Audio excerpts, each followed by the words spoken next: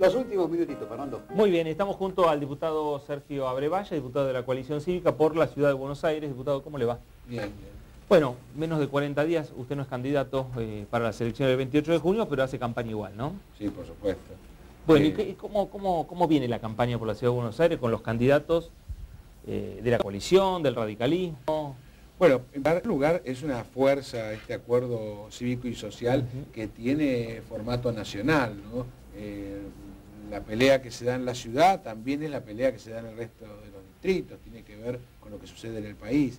Aparte, por supuesto, está la oferta electoral de la ciudad porque es una elección de legisladores, que es como quien dice lo que me corresponde a mí más, me pega más de cerca.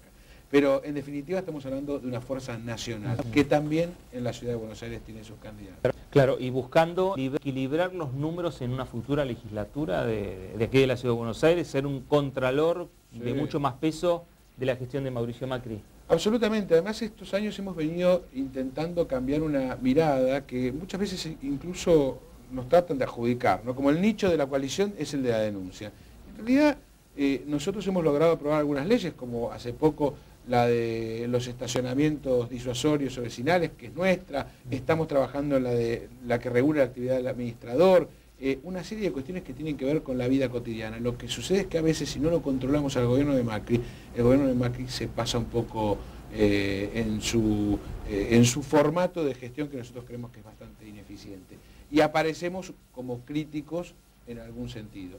También nos ha pasado que en la ciudad tanto el macrismo como el kirchnerismo han trabajado juntos en una serie de leyes, muchas de las cuales nosotros nos opusimos, ¿no? Hace poco, por ejemplo, en relación a la venta de los terrenos de Catalinas, que lo hacían de una manera que nos parecía correcta. En Córdoba, claro. Alem y Madero. Claro, es una estación de servicio ahí, ¿no? Donde está el YPF. ¿Cómo es la historia esa? Son 3 terrenos que pertenecen a un diseño que hizo originalmente Clorindo Testa, que dejaba ese sector para lo que era equipamiento y estacionamiento. De todas formas, no es que esté necesariamente mal pensar en cambiar eso o venderlo, pero siempre dentro de lo que es el plan urbano ambiental, que tiene una serie de líneas rectoras de hacia dónde va la ciudad, porque si seguimos violando hacia dónde va la ciudad, nos encontramos una ciudad hecha por las acciones y no por las previsiones. Por otro lado, dentro de ese plan, el impacto ambiental que generaría la ley, que igual se aprobó en primera lectura, es una ley que requiere 2 aprobaciones y una audiencia pública en el medio. Una ley que le permite construir hasta 150 metros, es decir, para que se den una idea, casi el doble de los metros que tienen las torres que están al lado. Y además no quedaba claro que la venta de ese bien fuese para comprar otros bienes, y es muy malo en las gestiones de las ciudades, en el mundo está aprobado, descapitalizarse. Tanto es así que la Ciudad de Buenos Aires hoy alquila 86 escuelas y otros tantos edificios. Ellos dicen que intentarían usarlo para eso, nosotros en ese sentido nos parece que como abrieron las 2 puertas, construcciones con la misma plata que edificaciones, nos pareció que no iban a ser. Porque también hay gente que sostiene que para que esté esa esquina de esa manera, porque creo que pagaba un alquiler irrisorio también por mes, ¿no? Creo porque hay muchas cosas que se pagan pesos. Claro. No sé cuánto pagaba de alquiler. 11.000. 11.000 pesos, claro. Semejante esquina en Buenos Aires.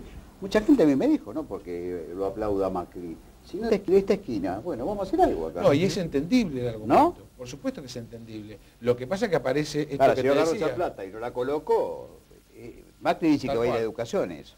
Sí, dice que va a ir a educación, pero no dice a dónde en educación. Tiene las 2 posibilidades, comprar escuelas, arreglarlas. Nosotros tenemos una mala experiencia, y en esto le decía hacia dónde va la coalición, que es con el año pasado dedicamos, especialmente yo me dediqué a pelear que se hubiese 400 millones para seguir las obras de la subte. Tanto Chaín como, que es el ministro, y Grindetti, primero lo tenían con menos presupuesto, finalmente lo subieron y se comprometieron en 2 ocasiones a mantener esa cifra, que eran 300 millones más de subte.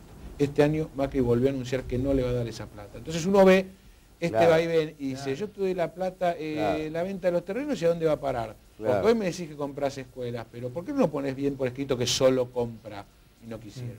Lo mismo, no podés vender tierras y darle una posibilidad a 3 o 4 empresas. ¿Quién puede comprar esos terrenos? Claro. De 100 millones de dólares según ellos, 200 millones de dólares según nosotros. Metro cuadrado está 3.000, 4.000 o 5.000. Sí, es una fortuna. Claro. Y si le das la posibilidad de construir 150 metros, vale mucho más. Pero es una ventaja frente al resto, que además viola aquel plan urbano, y un detalle que no se sabe, que no se publicó. Hacía poco tiempo le habían encargado a la Sociedad Central de Arquitectos que organizó un concurso que estaba publicado para resolver urbanísticamente todo ese sector, de Dársena Norte hasta ahí. Entonces, mientras le dicen organizar el concurso, le ponen normas de construcción nuevas, de las sabidas excepciones, ¿no? Ahora, diputado, ¿cómo se recupera esa confianza entre el Ejecutivo y el Legislativo, en definitiva? ¿Entre Mauricio Macri y la legislatura o el bloque de la coalición? No, la verdad que en otras leyes nosotros lo hemos acompañado, y si estas cosas se resolvían, lo acompañamos. Yo no podría decir que nosotros tenemos la verdad absoluta, porque esto son visiones, pero nosotros somos leales a la visión, a esto que cuento. Entonces votamos según esto. Cuando esto se resuelve, como nos pasó el año pasado con el presupuesto, le dijimos que no porque quería aumentar impuestos. Cuando dijo no los aumento, dijimos votamos el presupuesto. Claro.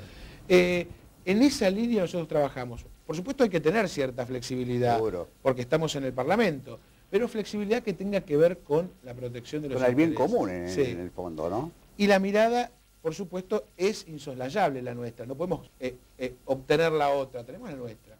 Que tiene que ver muchísimo además con ser la ciudad a los próximos 20 o 30 años en tránsito, transporte público, en lo urbanístico, tiene que ver con lo social. La ciudad de Buenos Aires tiene que encontrar una manera mejor que simplemente la contención, algo que proyecte, y también pensando que esta es una ciudad que si no creció en los que viven en la ciudad, porque sigue casi igual que hace 50 años, sí creció en su demanda laboral.